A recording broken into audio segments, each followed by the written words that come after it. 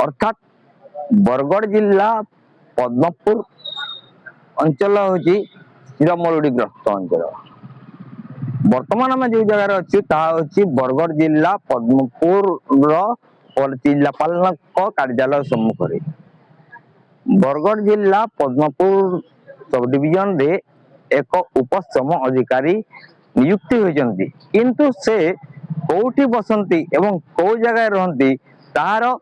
ताहारी पाखरे खोज खबर ना। आसतु जीवा एवं किसी बुद्धिजीवी प्रतिक्रिया नेवा कौन रही प्रतिक्रिया एवं से माने जानी कि एठी श्रम अधिकारी रोचंती ना नहीं सीधा सलख तांकर प्रतिक्रिया नेवा। आपण देखुन जे पदमपुर उपखंड गोटे मरुड़ी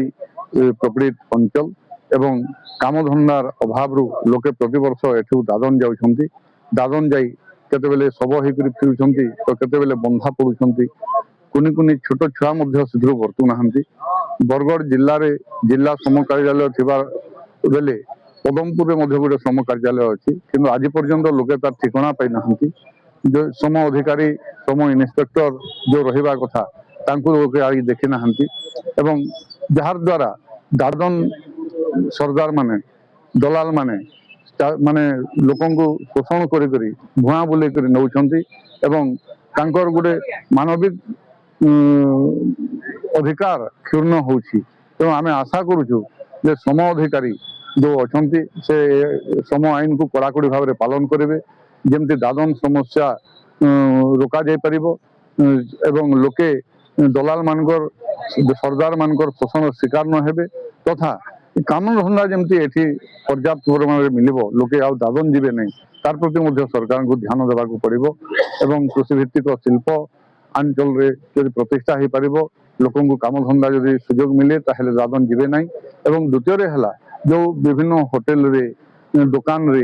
विभिन्न जो छोट छोट छुआ माने काम करछंती जो विभिन्न समय रे श्रमिक माने तांकर पावना पाई नै करी आईनगत लड़ाई लड़छंती सेटा सम अधिकारी दायित्व किंतु सम अधिकारी नथिबारु लोके से अन्याय शिकार होचंती एवं सुविधा पाइबार नाहंती। तेणु आशा करूछु से सम अधिकारी कार्यालय एवं से सम अधिकारी कोठी अछंती तार ठिकाना टिके सरकार लोकन को बते देबे। आ गोटे प्रश्न जेहेतु आम पद्मपुर अंचल रे होची चिरमरुड़ीग्रस्त एवं दादन प्रवण अंचल पद्मपुर और गाइसलेट झारबंद एवं पाइकमाल यही अंचल अधिकांश लोक दादन पाई जाती एवं जेहेतु पद्मपुर श्रम अधिकारी जन अच्छा उपस्थित रोना से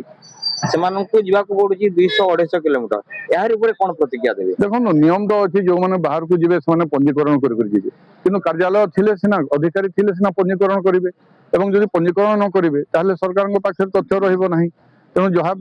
दरकार पड़ुची जे सम अधिकारी बहुत प्रमुख भूमिका अच्छे पर्टिकुलाली आपनकर पदमपुर गाइसलेट झारबंद एवं पाइकमाल जोटा आपनकर दादन प्रवण अंचल जोटा 20टा ब्लॉक भितर 4टा ब्लॉक पदमपुर सब डिविजन रे किंतु से सम विभाग अवहेला सम अधिकारी अवहेलू लोके तार जहाँ नियम कानून अच्छी सेटा मध्य जानी पारु नाहंती एवं मिनिमम वेजेस केते